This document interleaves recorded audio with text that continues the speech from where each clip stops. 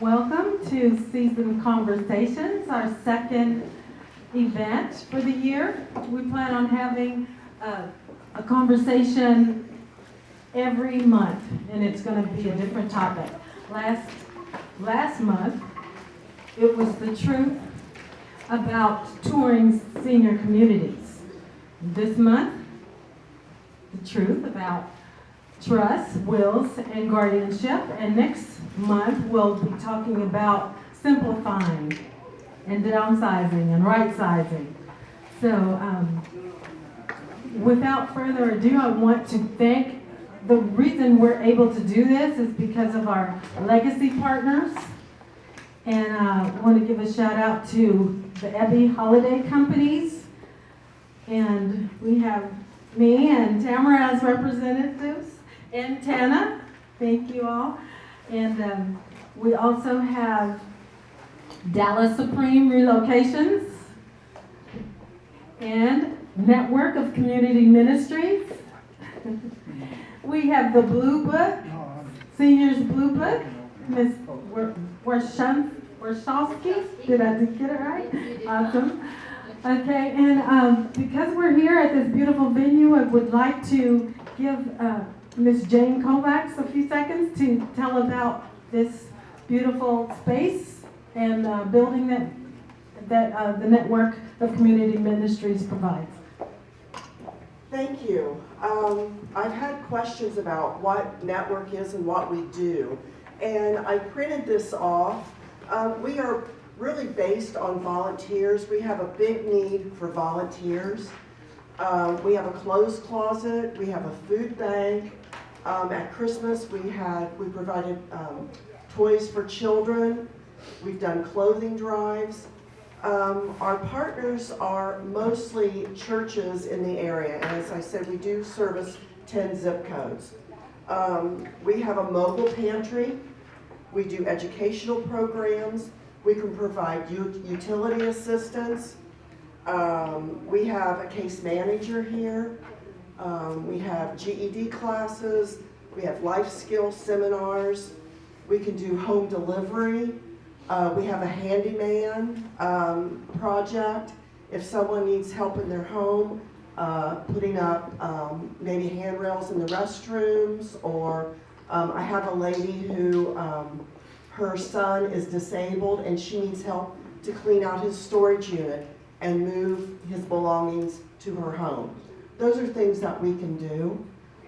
It has to be within our zip code, our service area, and it has to be a financial need. So we do screening to make sure that people really do need our service. At the holidays, we provide holiday baskets. We did Thanksgiving baskets, and we delivered those to families in need, as well as Christmas baskets. So we're always looking for donations as well, monetarily, but also if you run across great bargains and you would like to donate them. I have a lady who delivers bread to us, just a private individual, on Wednesdays. And we put it back in the food bank for people to come in and get maybe an extra loaf of bread. Things are tough right now, so we're looking for more donations. The food banks are low.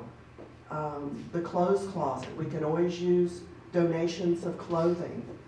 I also want to start doing some community service projects. I had some ladies that said, could you give us just a general computer class? Is that something that you could teach us? They want to start to learn how to quilt. So I'm looking for donations of fabric. If anybody's cleaning down and you've got fabric you'd love to donate, I'd love to take it off your hands. So it's very rare that there isn't something that we can use and put to good use, and if we can't, we can pass it on. So that's a little bit about us, and I have to go to a meeting, so it's nice to meet you all, and thank you for coming. Thank you, Jane. The other legacy partners will be available, and the speakers will be available after our talk at the back of the room, where they brought some really neat things for you to take if you would like. Especially the seniors in blue books, that's very resourceful. What I would like if you would, when we get started, in fact, speakers are going to come to the front now. Thank you. And we've got so much information to go over that if you would hold your questions to the end, and then that will make the best use of the time. I am Angela McCants. Had to think about it. I'm a certified senior advisor with Dave Perry Miller Real Estate, and I just have had a passion. I've always had a passion. I grew up without my grandparents, so it was and I'll never forget my son. He says, we went to the grocery store once, and he says, "Mom, is she old?" He had never been, and I'm stuttering, and I'm like, no, she's mature. I don't know. She says, "No, honey, I'm old." But it was just that we never, we didn't have the grandparent experience. And so I've always been drawn towards the senior life and what people bring as we age. So today we're going to talk about the truth, and it's going to be seasoned with care, love, and the thing is, we've got to prepare for all stages of our lives so that we get the most out of it. And that's what we are here to do, to equip, to educate, and to everything. We just want you to get the most out of all seasons of your life.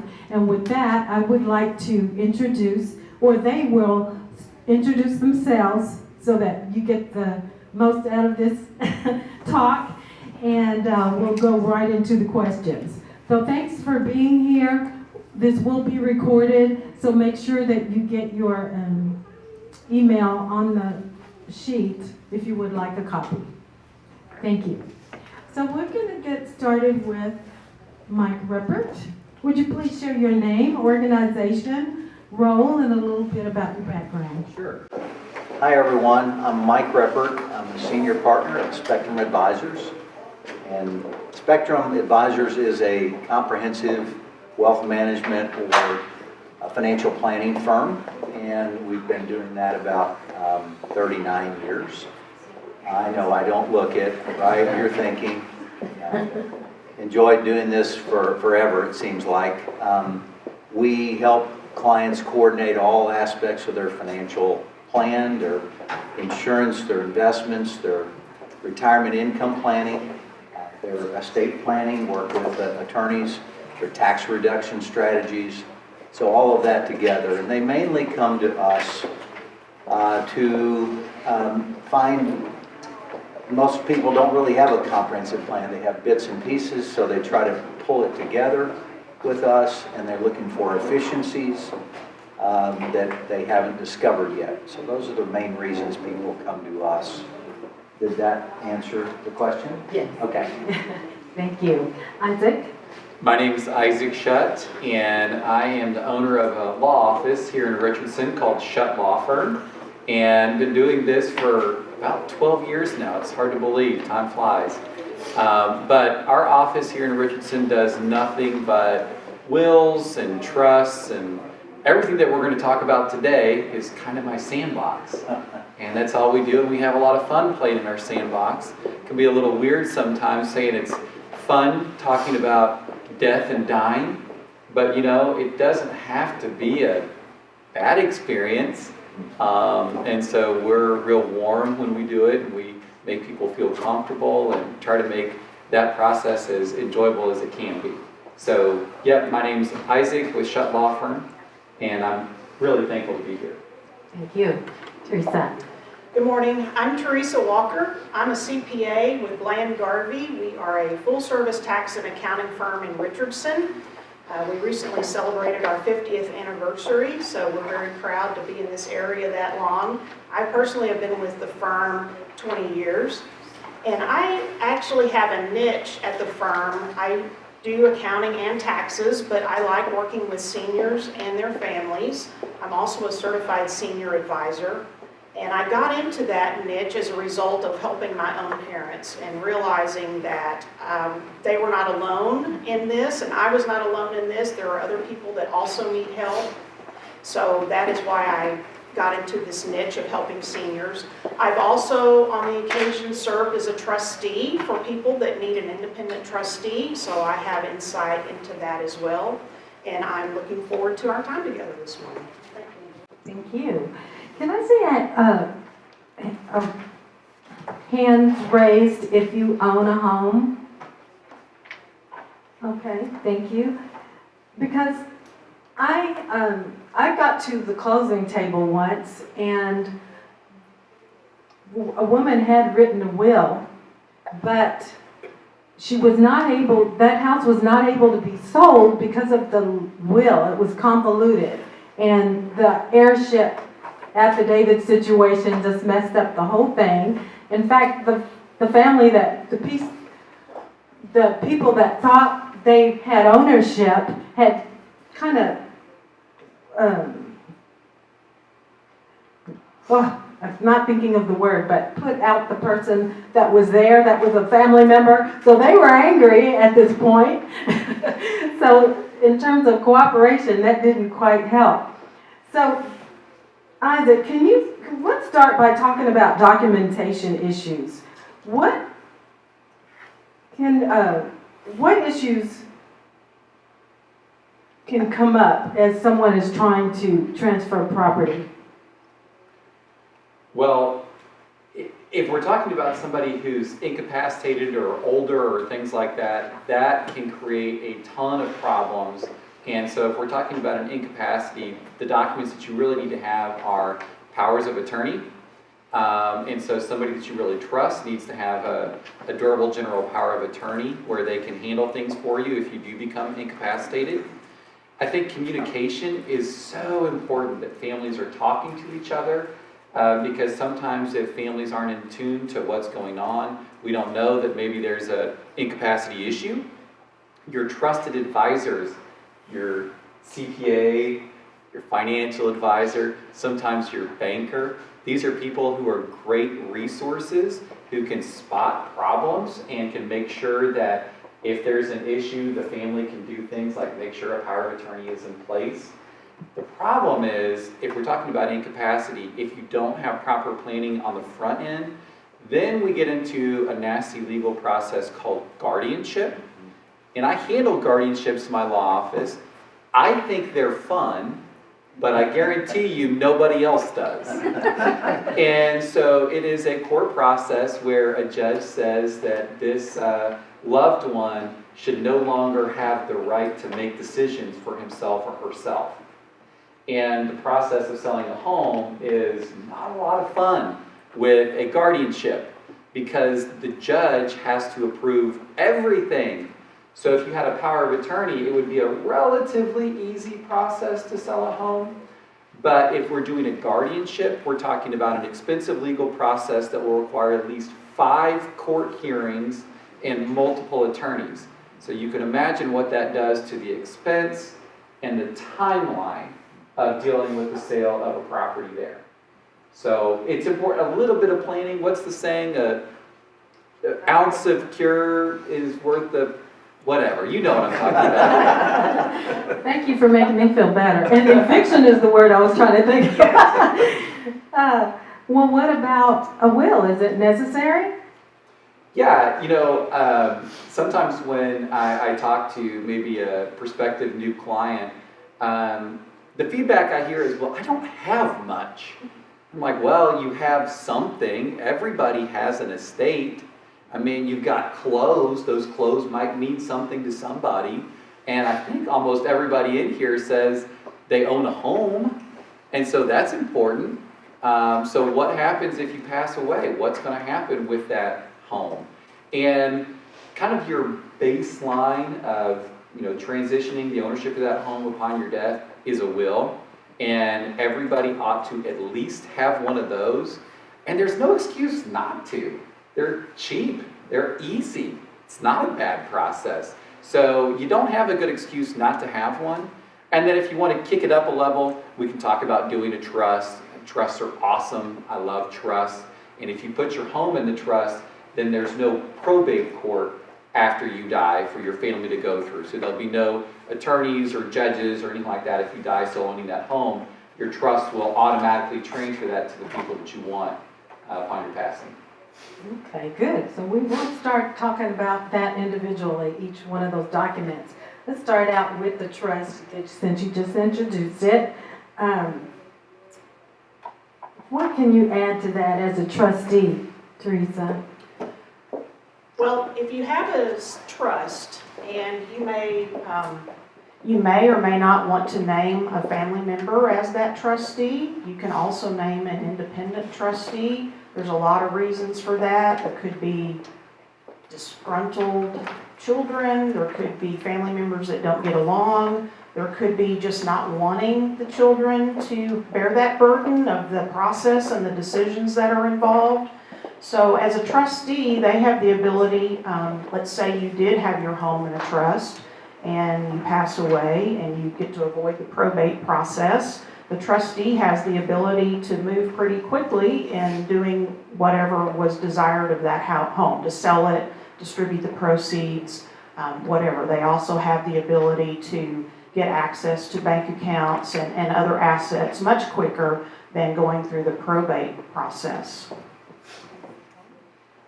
Did you have anything to share? I think they covered it pretty well. Okay, good. All right.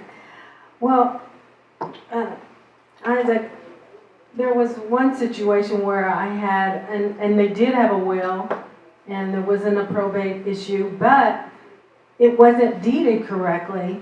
So we had worked out everything, worked out the negotiations, and then we found out that it wasn't deeded correctly. So then the sister had a say in it, and that blew the whole transaction to pieces. So how would you avoid something like that? Avoiding something like that is really hard because it's hard to predict things. But I will say that, I think there's a reputation, maybe fairly earned, of attorneys that they're too expensive and they're whatever, a pain in the butt and all that. I hate that reputation, and I'll tell you honestly, most attorneys are great. They're honest, and they do just really great work. But a lot of attorneys are problem solvers, and I like to think of myself in that camp. I'm a certified mediator, and so when I have a new client with an issue, maybe a deed issue that could turn into a lot of litigation, instead of seeing dollar signs and see how I might be able to perpetuate some litigation, instead I look at how can we fix this? What's the easiest way to solve this problem? And honestly, I think most attorneys are that way. And so depending on what the issue is, a lot of times we can orchestrate sort of a buyout. Like, what does the sister really want? Does she just want some money? Well, then let's give her some money. What does it really take? What are people's real interests here? I'll tell you a quick story. When I was in law school, we had mandatory reading called Getting to Yes. Has anyone heard the book Getting to Yes? Oh, it's a great book. It's still one of my favorites, and I dust it up all the time. It should be required reading for anybody involved in a negotiation. But in this book, the author gives the example of two people who both say they want an orange. And they're just dead set on getting that orange, okay? And so the mediator goes, talks to one person and says, why do you want this orange? What's so important about this orange? They said, you know what? I can't make my pie without the zest of that orange. And so I can't leave this house without getting that orange, okay? Mediator goes and talks to the other room and says, why are you so dead set on getting that orange? What's the big deal about this orange? Look, I need to make orange juice, and I cannot make orange juice without that orange, okay? And the mediator goes, these aren't mutually exclusive. They both demand the orange, but neither of them needs the whole thing. There's a way to give him the zest and her the juice. And I think a good problem solver will help see that and say, you know what, this could get into litigation over this orange or the house, mom's house, whatever. But there may be an opportunity to say, look, you want to live there for a little bit, let's figure that out. You need a little bit of money, let's figure that out. There is typically a solution in there if we take the time to find it. Okay, thank you. Can I Yes, add to that? sure. Yeah. You project much better than me.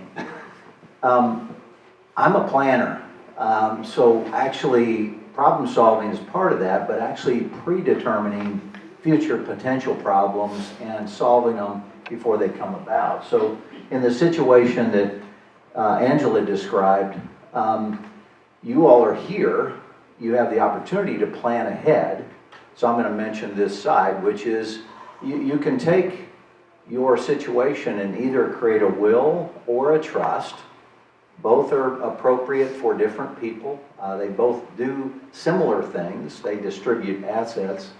But you can choose one or the other. I think it seems simple to do a will, but actually it leaves your heirs in a situation where they have to sort things out through a probate court afterwards. And I'm stealing a little of his thunder, but the other is the trust, where you get a chance to specify what you want done with those assets and avoid probate, and it automatically happens afterwards. But if this person had put and created a trust, they might think they're set. They've got a will or a trust, they're set. But here's the big point here.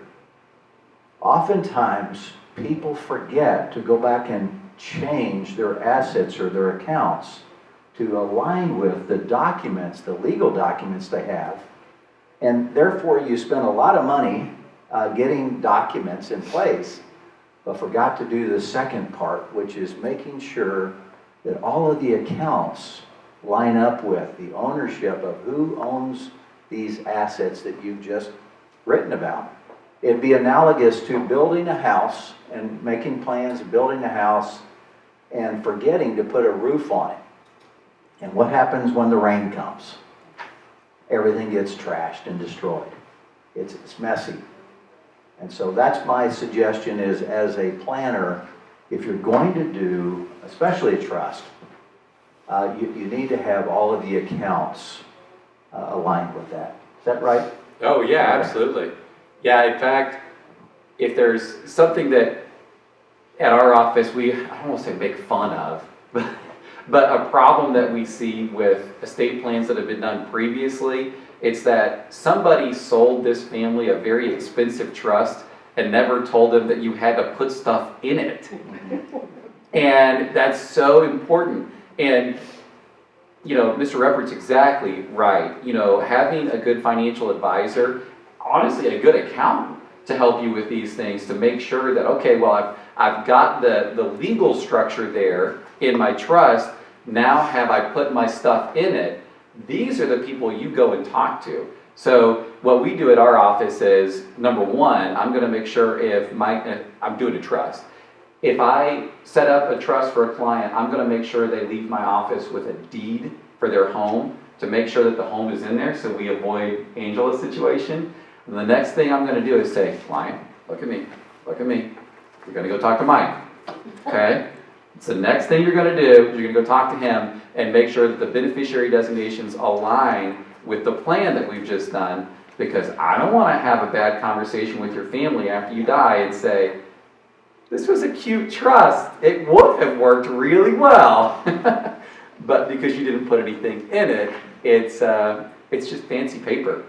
So we want to avoid that, and that's where having the team with your accountant, your financial advisor is so important, and meeting with them regularly and letting them know what your objectives are. And somebody with a special designation who deals with seniors, the kinds of things that I'm talking about, Teresa deals with every day. And by the way, if you're going to have a trust, we love independent trustees.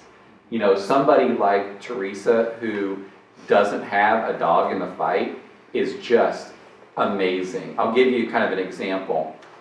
Sometimes we have clients who, let's say they've got a couple of children and they love both their children so much, And they really think that both children can kind of handle things, but they're a little afraid of some awkwardness if they list one but not the other as trustee. So how do we get around this situation where maybe the relationship among those siblings could be harmed by the trust? Well, you just say, look, put an independent trustee in there. And then when you have somebody like Teresa that's also a CPA and things like that, the client will say, well, wait a minute, an independent trustee costs money. It's like, well, yeah, but they pay for themselves in all kinds of ways that you couldn't even predict it. And I mean that. And I am in this practice area, and then I talk to somebody like Teresa, and I'm like, wait a minute, you saved money on the taxes?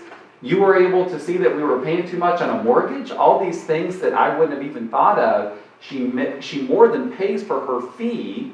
Meanwhile, you've got somebody who doesn't have a horse in the race, is not going to have any awkwardness among the siblings. So really checks a lot of boxes to have an independent trustee in those situations.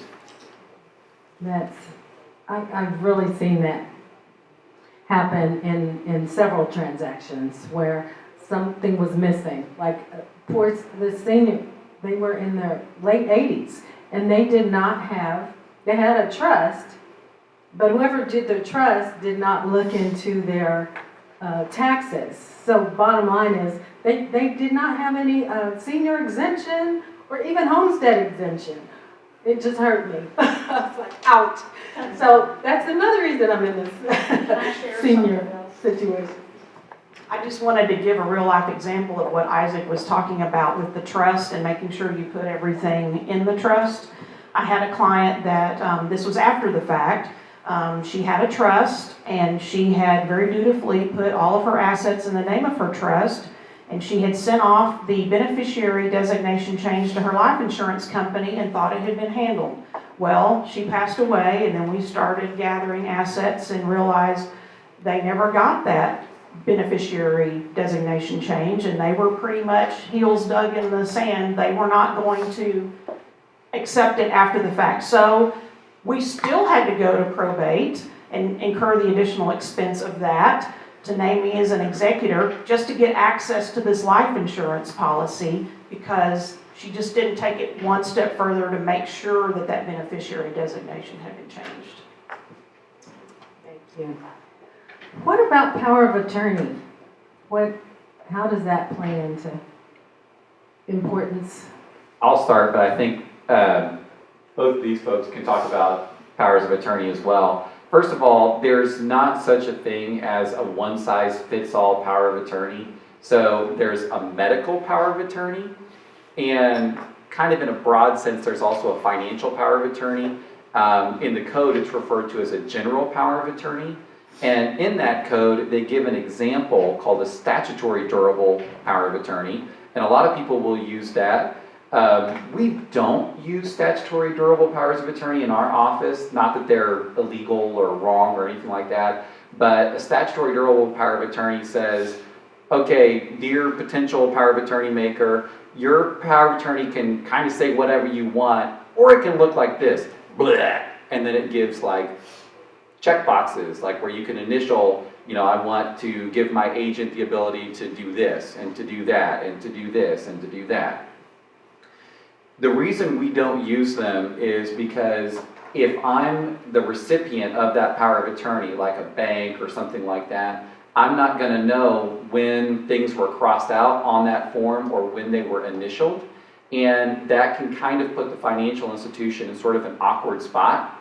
And then also it can create fights among the family, because it's like, well, wait a minute, brother just sold the house, but I'm not sure that document really meant to give brother the ability to sell the house. So we do a much fuller version of a power of attorney, but keep in mind what a power of attorney is. It's giving somebody else the ability to sign your name on legal and financial transactions. So we need to be very careful about who we're listing on that power of attorney, because it's a lot of authority. And I have a lot of, particularly moms, who say, you know what, Johnny's really been hard on his luck, so I'd like to give him access to my money. And I'm like, well, Hey, no. I know that's your mama heart talking. We're not going to use the mama heart right now. We're going to make a good decision about somebody who doesn't have temptation to dip into your funds, right? So, but again, having a close relationship with your CPA and your financial advisor is so important, particularly dealing with aging, right? Because from my perspective, you see me, I put together the documents, and then you don't typically regularly see me again. Whereas you should be seeing your CPA and your financial advisor regularly, and so they can spot problems with the power of attorney. Maybe you got an agent who's being naughty. These guys are the ones who will be able to see those things. Can I add just something to that? Just something for you to think about. A lot of times with grown children, parents, as he said, it gets a little awkward trying to make sure everybody feels okay about the assignments. And what we typically encourage our clients to do is think about, so he said there's two types. The medical power of attorney makes healthcare decisions when you're unconscious or unable to make your own. These are, both documents are pre-death, so you're still here, but you're incapacitated. You can't make these decisions. So for healthcare, you might say, well, which of these children could actually make the best healthcare decision for me? You might have another child who may not be in any understanding about the medical world, but they may have better business sense, and therefore they may be the ones you put in charge of the general power of attorney or durable power of attorney, which is for business and financial matters. So you can give different children different assignments to try and make it work best for you and for them. And we've seen that work out pretty well. And then you could also make them, and you probably do this in certain situations, powers of attorney. They're both in charge of certain areas, so one doesn't go off the rails. Thank you. Now, there's this question of guardianship. Does anyone really plan for that? How does that work? I'll talk about that a little bit. So we talked about guardianship earlier. So guardianship is similar to a power of attorney. So it kind of kicks in when we're dealing with a living person who's incapacitated. But there's a big difference between a power of attorney and a guardianship, which is that a power of attorney doesn't shut off your power to do things, right? So if I name my son as my agent on my power of attorney, I've retained my rights to do whatever. But this other person additionally has the ability to sign for me.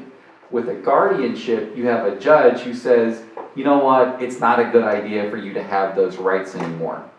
And so you're typically dealing with a situation with somebody that has, advanced Alzheimer's, serious dementia, certain types of strokes, other things like that, where they really would be unsafe being left with the powers to either make financial or living arrangement decisions. But I think the big important thing here is that the guardianship process is not fun for anyone. It's not pleasant for the potential guardian. It's not fun for the potential ward. Maybe a little fun for the attorney. Judge doesn't mind, he's on salary. But for the family, for the people who are really affected, it's not a great process.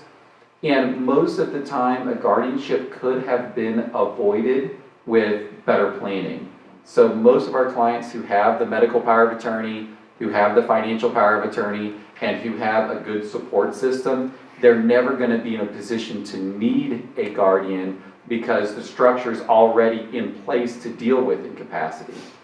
So again, the ounce of cure, whatever, or ounce of, you know what I'm saying. A pound of prevention. That's what it is. There it is. Yeah. And about how much would someone expect to pay for that guardianship situation? Oh boy, it depends. It is often the case that guardianship cases are disputed, and there is more than one candidate who thinks that he would be best suited to serve as mom's guardian. And so in a litigated case, it could be in excess of $50,000 for a guardianship. In a really uncontested walk in the park guardianship case, probably closer to $4,000. And then the process itself for an uncontested guardianship is a minimum of 6 weeks, which can put us in a problem, like if we're trying to sell a house or something like that, taxes need to be done or whatever. That can really create a problem. A contested guardianship can take years to get resolved. So that means ching. That's why I say the local probate judge who handles guardianship matters, his name's Judge Copeland, and he senses in me that I'm trying to solve problems and things like that. And so recently he grabbed my arm and he said, "Now, Mr. Shutt, I need you to remember, the lawyer who sues your client is your friend." And, I don't adopt that mantra, but I'll tell you, bad situations for the clients and the families are not necessarily bad for people who practice in the legal arena. So it can get expensive because there's a lot of time and work involved with these cases, and it could have been avoided. My take from that is avoid guardianship. I'm a very simple guy. Avoid guardianship where possible. How do you do that? By plan. By getting your plan set, figuring it out, getting it in place, making sure accounts have been changed, so you don't have to worry about that. If you don't mind, I'll just share one other point here, Angela. I think it's a very important point that I see a lot. We talked about doing these fancy trusts, and I say fancy, they aren't always fancy. They just may be specified to what you want to accomplish that's different than just an outright distribution. But again, we talked about making sure you change the accounts to align with that, but I think in addition to setting up wills and trusts and getting the account ownership right, I don't think we've hit this hard enough yet, but there's one other just as important part of completing the planning process. And Isaac mentioned it earlier, but I want to press on it a bit. How many of you all have actually gone back to every account you have and even maybe changed the ownership on a few times, but forgot to change the beneficiary designation? I've seen this. I'll give a quick story of a man who was married, had a large 401k. It was not my client, or else I would have made sure of it. He had his existing wife as beneficiary, and then subsequently got divorced, remarried, and then changed his will and his trust to everything going to his new wife. But what did he forget to do? Go back to the 401k, change the beneficiary on the 401k, so when he died, and he did, his new wife was expecting all the money. Who got the 401k? The ex-wife did, because the beneficiary trumped the new will and trust. And by the way, I shouldn't say that word anymore probably, but it's not favorable to everybody, but it superseded what the will or the trust said she wanted to, or he wanted to do. So I'm going to say that checking your beneficiaries to make sure they are correct and they align with your wishes is probably just as important as getting the trust written or the will written. Don't assume it's all good just because you got those documents. Still got to put the assets into those documents and align them, and you have to double check your beneficiaries. Is that important? Let me piggyback on that. Okay. Can I tell you a story? I had a phone call several years ago from a youngish man, probably about 35, and he said, "I think I need a guardianship for my brother." And I said, "Well, tell me the story, what's going on?" And he said, "Well, my brother was skiing in Colorado and he got bonked on the head. and the doctors don't know if he's going to make it, if he's going to be brain dead. We don't know, but they're running a bunch of tests right now here in Dallas. I said, okay, well, why do we need a guardianship? And he says, well, his wife is at the hospital telling the doctors what to do. I said, well, that doesn't sound all bad. And he said, yeah, but they filed for divorce. She hates him. So she's at the hospital right now saying, pull the plug, pull it. Because she knows if he kicks the bucket now without a will or trust or anything like that, she's going to inherit everything. Yeah, so she's in there going, yeah, pull the plug, let it go. And so we saved his life. We got a guardianship in place, and my client, who was the guardian, was able to finalize the divorce and everything. But to this point, he should have updated his 401k and life insurance, which my client, even as guardian, did not have the authority to do. And so guess who ended up, when this guy ultimately died, guess who ended up with that life insurance and the 401k? Yeah, it was the evil lady trying to end his life. And so that's why it is so important that you meet regularly with the financial advisor, because it's exactly right, and I've lived it, and I've been there for families dealing with those situations, and it really doesn't matter what his will said, because these were beneficiary accounts. So it doesn't matter that he was technically divorced on these certain employment 401k and life insurance accounts. She got it, and there wasn't anything we could do about it. Thank you. All right, let's get back to the trust. Teresa, are there any disadvantages of putting your home in a trust that you know of?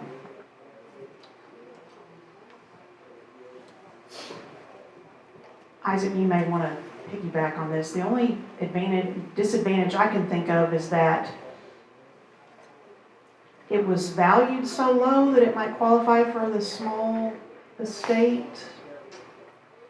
Yeah, I think that there's typically not a downside if it's done correctly.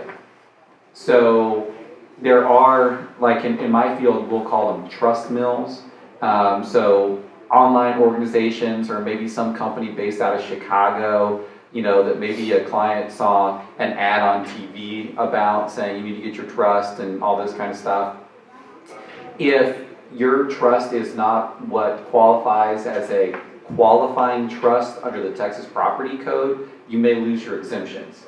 So there are, which is important, particularly if you're over 65, you can't lose your exemptions. We've got people on fixed incomes that can't afford for property taxes to go up every year.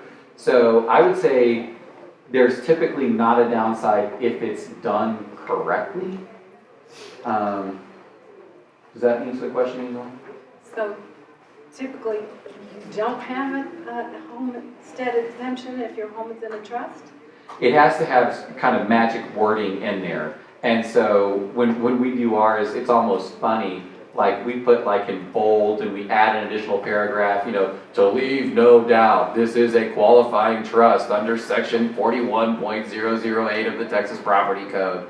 And even then, occasionally, when we transfer a client's home into their trust, they'll get a letter from the Central Appraisal District that says, "Dear Miss Smith, we're not so sure that this trust would qualify you for your homestead exemption." And then my client has a panic attack and calls me and says, "What did you do?"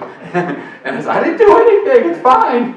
And so then we have to call the Central Appraisal District and say, "Hey, how did you miss that in the certification of trust, the deed and the trust document itself says in big bold print, this is a qualifying trust and you're not allowed to remove her exemptions?" But they're county employees, sometimes they miss it.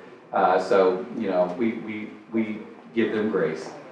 But they should not lose their exemptions if it has the right wording in there.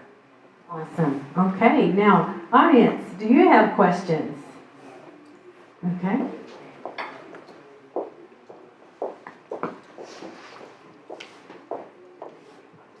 Good morning. I have a question in regards to the wills between parent and child.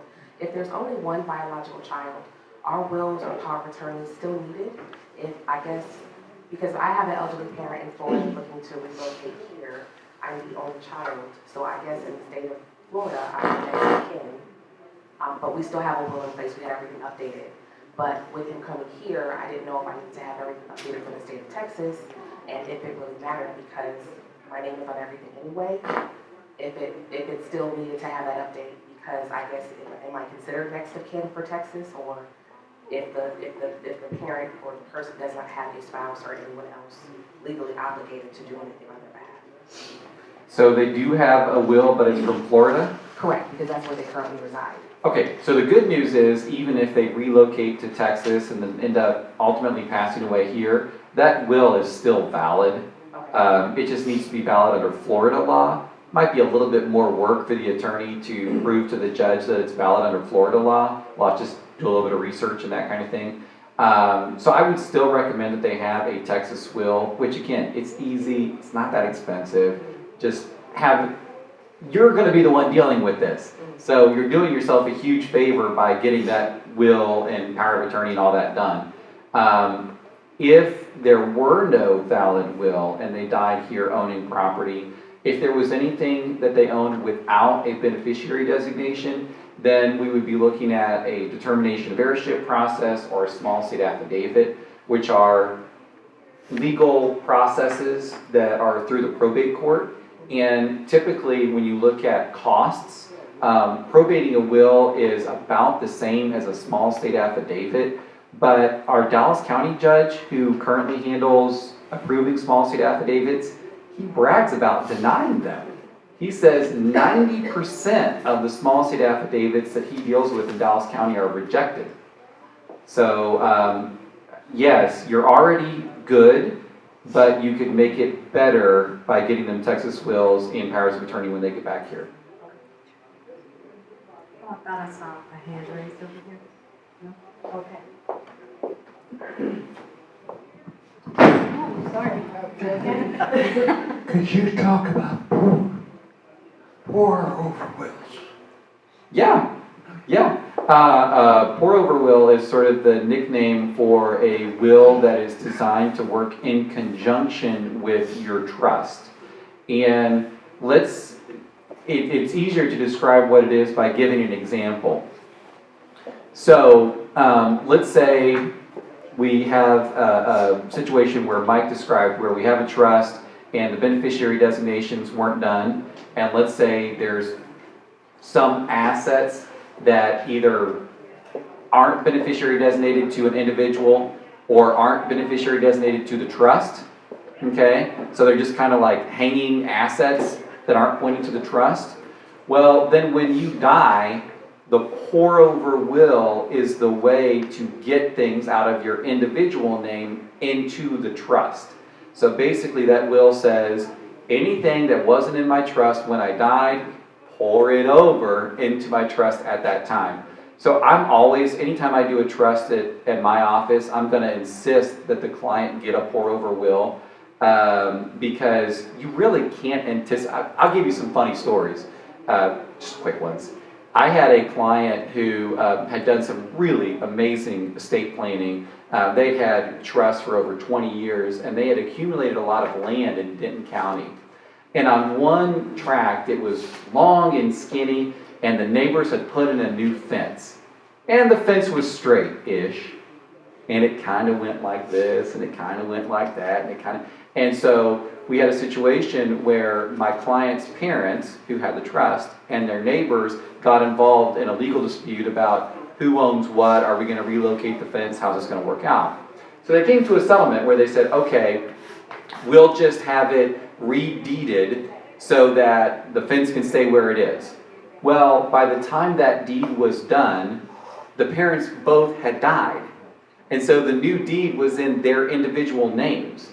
And had we not had a pour over will, we would have had to done a much more expensive process to get that tract of land put into the trust.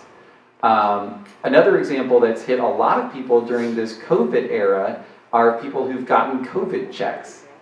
How could you have predicted that there was going to be a global pandemic where the government was going to send you a check? I mean, that wasn't something that was on people's radar, and so we have kids that are coming in and saying, hey, I've got this check for X number of thousands of dollars, but mom's died. How do I get this money? It's like, well, I know they have a trust, and that's great, I'm glad they do, but if you want that $4,000, you're gonna have to probate the pour over will. There just, things come up that you couldn't have predicted, even if you do a wonderful job, and that's where the pour over will would pour things over into the trust upon your death. Yep, Kind of a cleanup will. I have a question. Like if I have the, how to say this, if the will or any investment account that you're a beneficiary is some, can you designate a foreigner?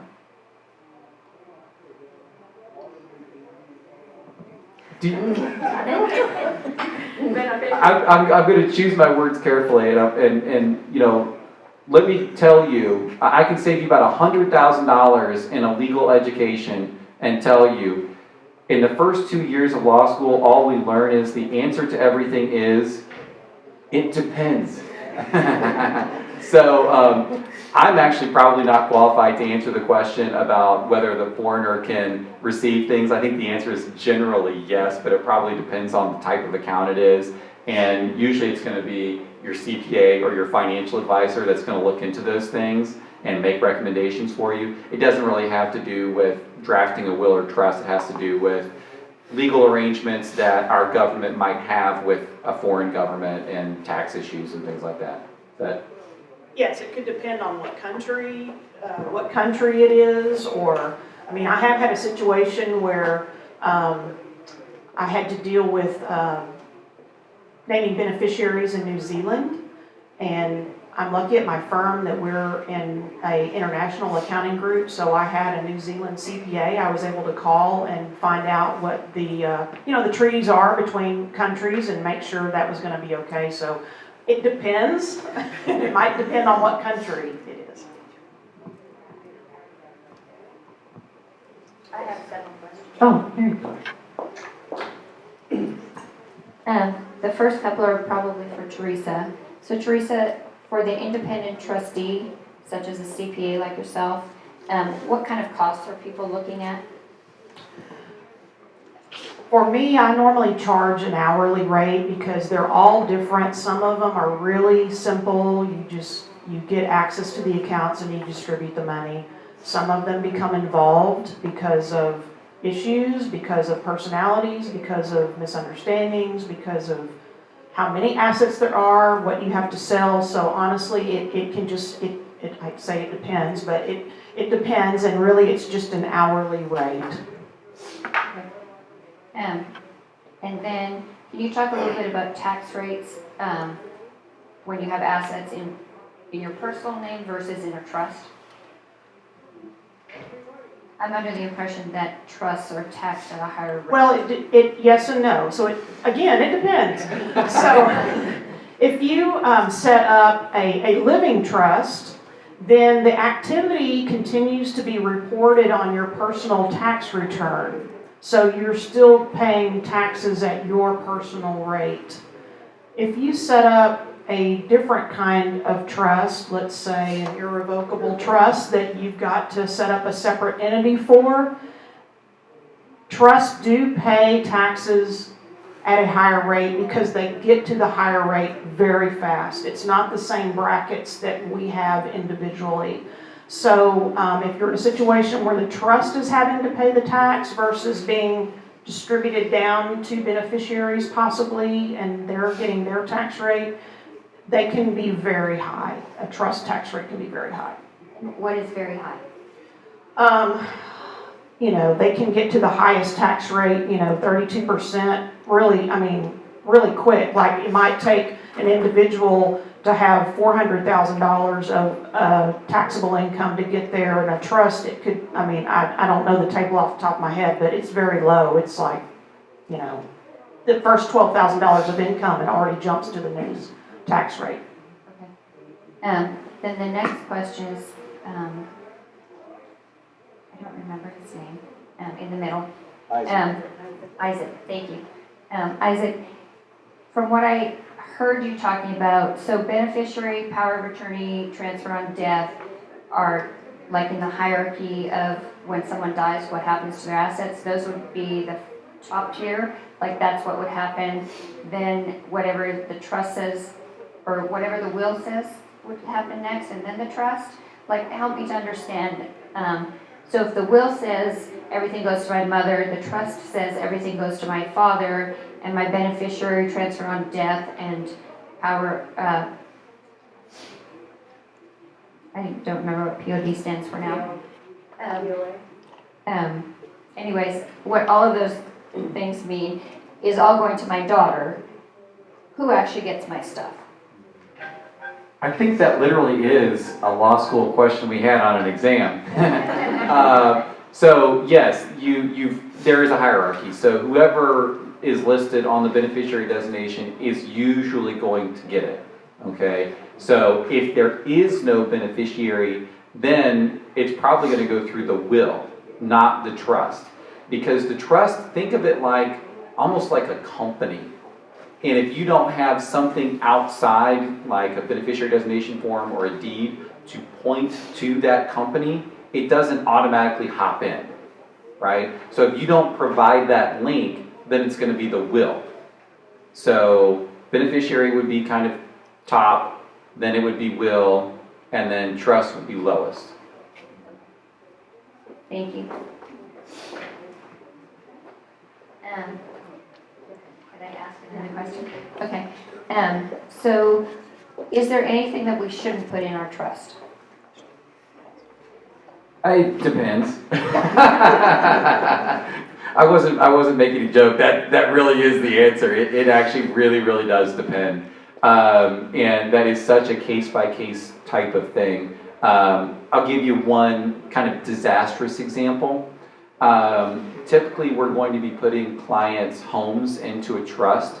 However, if that is a client that may at some future point need Medicaid, we are not going to put that client's home into the trust, because on Medicaid rules, if Medicaid, you have to be poor. You have to look poor enough on paper to qualify for Medicaid. And so if you have your house in your individual name, they ignore it and they say that's a non-countable asset. That's not a disqualifier for getting on Medicaid. However, if the home's in the trust, they're like, well, you have a really expensive trust. Like, well, no, it's my home. Like, no, you have an expensive trust. So we wouldn't want to put the home in the trust in that scenario. There are a lot of things that are kind of like that. And again, I know I keep saying it, but that's why it's not just your estate planning attorney that's important. It is your financial advisor and your CPA that are doing things in kind of a cohesive way, because I don't want something that I did to harm you in the future, but I'm not involved in your finances. I don't file your taxes. I don't know what accounts you have and things like that. I just kind of set up the bones and set things up to not harm you. But there's another step that's involved, and that means talking to accountant and financial advisor. And do you recommend that we put cars in our trust? Because I've been told not to do that as well. You can. It's generally not worth it, because the Department of Motor Vehicles form for putting things into a trust, VTR 122, is probably more difficult than transferring a vehicle into a trust after your death, which is VTR 262. So it's just not worth it, hassle-wise. I just tell people, look, when you run the wheels off this car and you go buy the next car and the dealer says, how do you want your name on the title? You say, oh, good question. Please put my trust. And then it took no effort, and but there's no like liability difference or anything like that. I just wanted to mention this in regards to homes. Some people might have the idea, well, I'm just going to go ahead and give my home to my kids now, so I won't have to deal with that or incur the expense of a trust. And there's just a really big tax difference in that scenario. Right now, we have a really great gain exclusion on the sale of a primary residence if you meet qualifications, you've lived there long enough. So the home you bought in 1960 for $20,000, and now it's worth $500,000 in this crazy market. If you give it to your child, you're giving them your basis in that home. So when they go to sell it, they're gonna have this big gain that they may not get the exclusion for. But if you hang on to it until you pass away and you've done the necessary documentation, it automatically goes to the child. Then they get what's called a step up in basis, so it gets the value on the date of death, and so they avoid possibly some capital gain tax on that. And that also applies to securities and other things, this step up in basis concept. Okay, we'll take, I'd like you all to give your last thoughts. Yep, this is going to be quick, but it's in a direct relationship to the question asked. What would you not put in a trust? How many of you all have IRAs? Okay, I think most of us, everybody who has a home probably. We don't recommend putting IRAs in a trust. And you see Isaac's head already shaking like, oh yeah.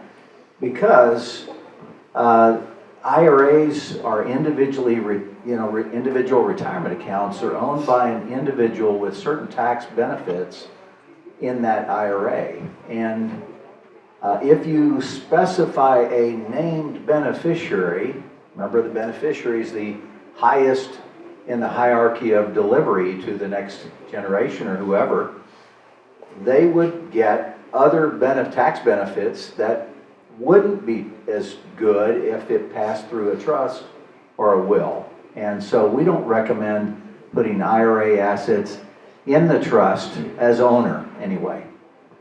Maybe as beneficiary in certain situations, but you want to say anything else on that? Okay. You nailed it. Okay, I nailed it. But do not put IRAs in trusts, okay? Mike, is there a question that you wish people would ask you, but usually don't? I think in general, you mean here Yes. or in general? In general. Okay. I think people ought to ask. Now, this is going a little off topic, but she's broadened it. I think people ought to ask, how much can I afford to lose on my investments and still make my plan work for the end of my life? They need to know that. And most people are sitting with higher risk assets than they really realize. And 2008 was a long time ago. But if you're closer to retirement or in retirement now, you should know how much you could lose with the portfolio you have. And if you don't know that, you should look into that. Okay? Same question, Isaac. I think people would be better served by coming to see an attorney like me and not telling me what they need. Because a lot of people come in and they say, I want this kind of trust. And I'm like, wow, let's tap the brakes. Why don't you just ask me what's best? To me, that's akin to like drug ads on TV. This is funny to me. Do people really see a drug ad and then go to their doctor and say, I need this drug? Like, shouldn't you go, hey doctor, I'm having these symptoms, here's my situation, da da da. What drugs might I consider, right? And I wish people more often would come in as sort of a blank slate and say, here's my situation, here's what I have going on, what would you recommend, instead of saying, hey, Dr. Google told me here's what I need. So that is kind of generic, but I'm telling you, it would be hugely helpful. Teresa? I think I would like for clients to ask me when they come in to do tax preparation, do you see anything that I haven't thought about, or do you have any suggestions for me? I love to talk to the clients and kind of broaden it to their families. I like to think of it we're not just in compliance here. We're not just filing a tax return to check the box off that we did it. Is there anything that you see that we could be doing differently? And I also try to make sure when I meet with clients, have you done your estate planning? Do you have a wealth advisor that you trust? I just wish that a lot of clients would kind of open the conversation up to more of a consulting conversation as opposed to just a compliance. We got the return filed. Awesome. Thank you so much. Would you give them a hand, please? I appreciate you all being here and giving up your time like this. I still have a question. Okay, they're gonna be in the back. If you don't mind filling out the survey, and you'll be able to ask them questions if you don't mind standing there for them to ask their individual questions. Thank you so much, and thank you for filling out the survey. It helps us know how to help you in our further talks. Thank you so much.